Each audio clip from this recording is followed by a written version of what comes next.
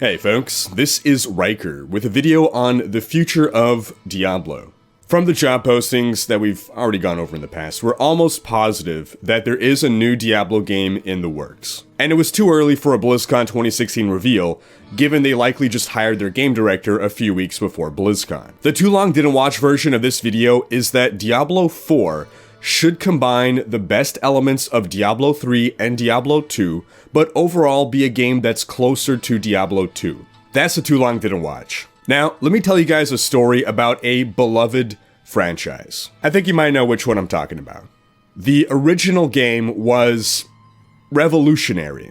In fact, it would go on to spawn an entire genre of imitators. The sequel took the franchise to even greater heights, and by that point, any gamer worth his salt knew about this game. So many geeks had their adolescence and teenage years consumed by this game, and parents cursed its name. Go spend time outside! But then, years later, a new sequel was released, and it divided the community. When people got to try the game, many realized this didn't quite feel like the old games. It was a significant enough departure from the previous games in the series that many questioned whether it could even be considered a part of the series. Some people liked the game and called it an evolution of the genre. Others felt it strayed too far from its roots and was an abomination. A previously happy fanbase was suddenly thrown into turmoil. A significant portion of fans outright rejected the new game. Some went back to the old game, but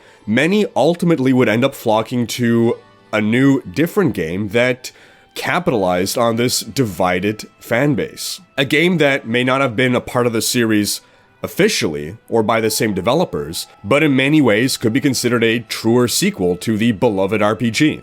Before this point, there had always been imitators, but no real competition for the franchise. Now, because of this latest sequel, the developers lost their monopoly on the genre.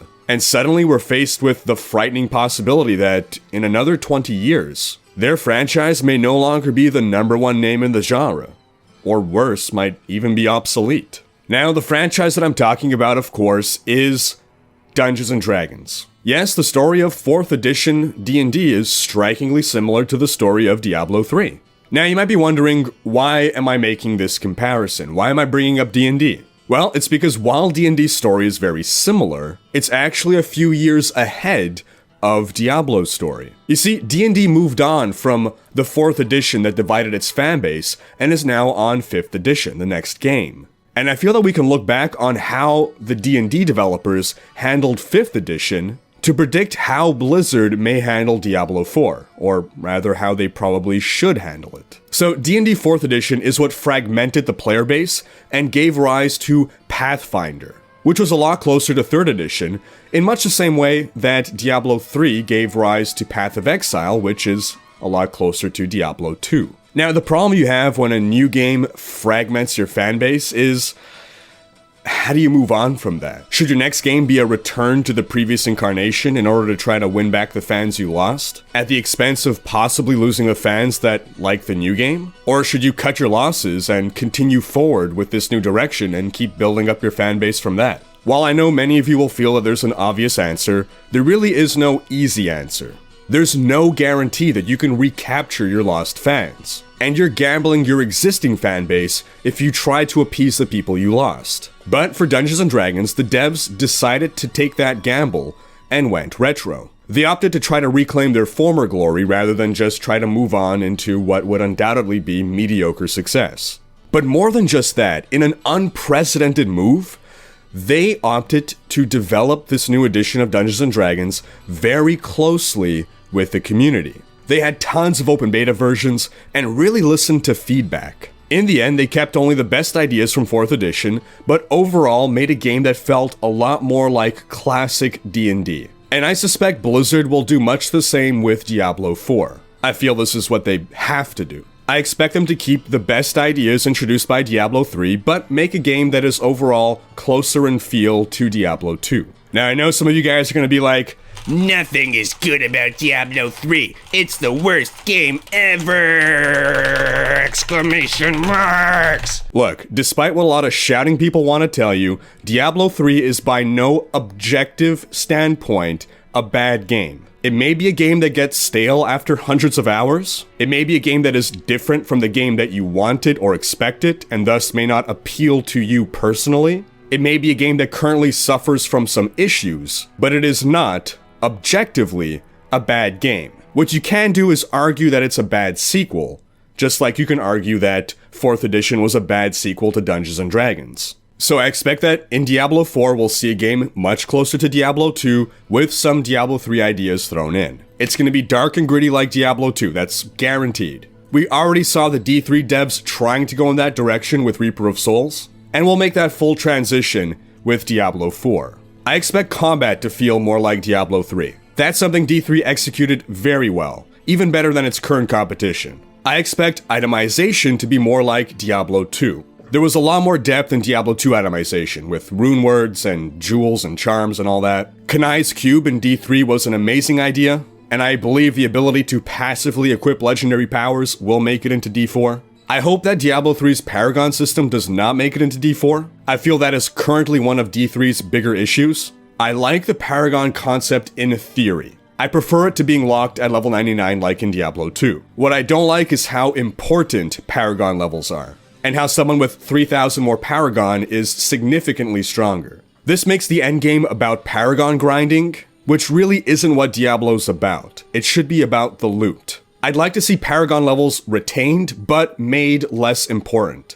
I'd like to see it just be an Epine thing, a status symbol, that doesn't really confer any big in-game advantage. A level 99 character in Diablo 2 was not significantly stronger than a level 92 character, but it was a huge status symbol. Diablo 3's adventure mode has to make it into D4. That was a great innovation on the genre. In development, D3 had a talisman system for holding charms. It was basically this different inventory just for charms, so that charms wouldn't be cluttering your main inventory. This would be a significant improvement on the D2 charm system, while still retaining that extra bit of item depth. I expect a difficulty system that's closer to Diablo 2 or D3 vanilla. Having over a dozen difficulty settings as we have in D3 currently is the result of power creep, and has put us in a position where the vast majority of difficulty levels are just never played. We could easily lose at least half of our current difficulty settings without impacting the game in any real way.